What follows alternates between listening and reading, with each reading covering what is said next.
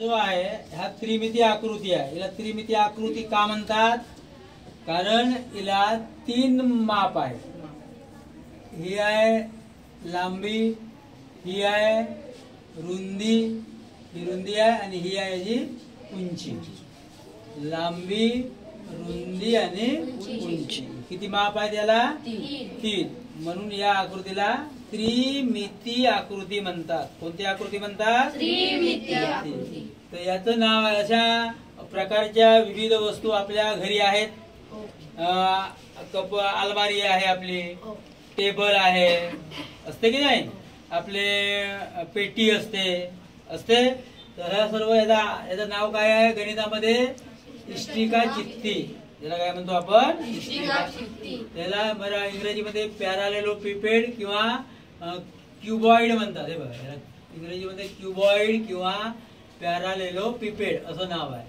त्याची काही सूत्र आहेत, ते सूत्र आपण या ठिकाणी आज बघणार आहोत.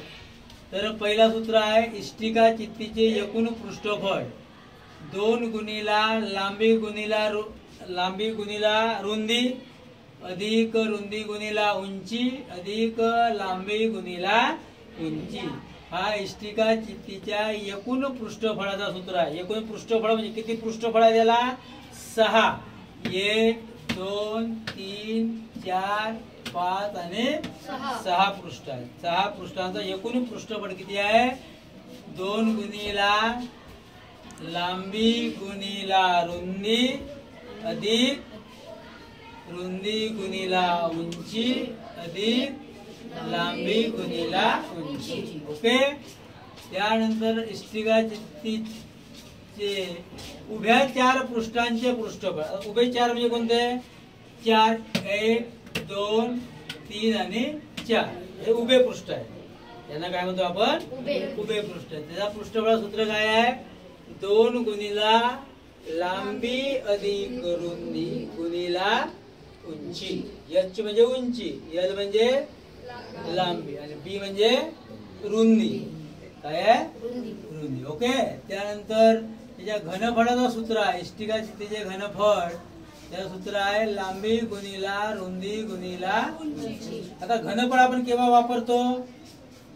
जसा एखाद्या अशा प्रकारची आपल्या घरी वस्तू असेल, कोटी राहते, धान तांदूळ ठेवायची, त्या कोटीमध्ये किती तांदूळ मावू शकतात हे जर आपल्याला काढायचं असेल तर त्या ठिकाणी आपल्याला घनफळाचं सूत्र वापरावं लागते. समजला? आपल्याला एकूण पृष्ठफळाचं सूत्र केव्हा वापरता येते? जेव्हा आपल्या घरच्या पेटीला आपण रंग देतो, रंग द्यायचा असेल, चारही बाजूला देतो, वरे टपऱ्याला मारतो आणि खाली मारतो. ओके.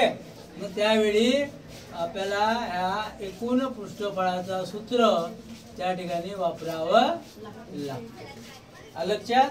कधी कधी आपण उभ्या 4 पृष्ठांनाच आपण रंग देतो, खाली तळाला नाही मारत. त्यावेळी उभ्या पृष्ठांच्या पृष्ठफळाचं सूत्र आपल्याला वापरता येते. तर आज आपण इष्टिका चित्ती ते सर्व सूत्र या ठिकाणी बघितलेले आहे. समजलं का? चल, धन्यवाद.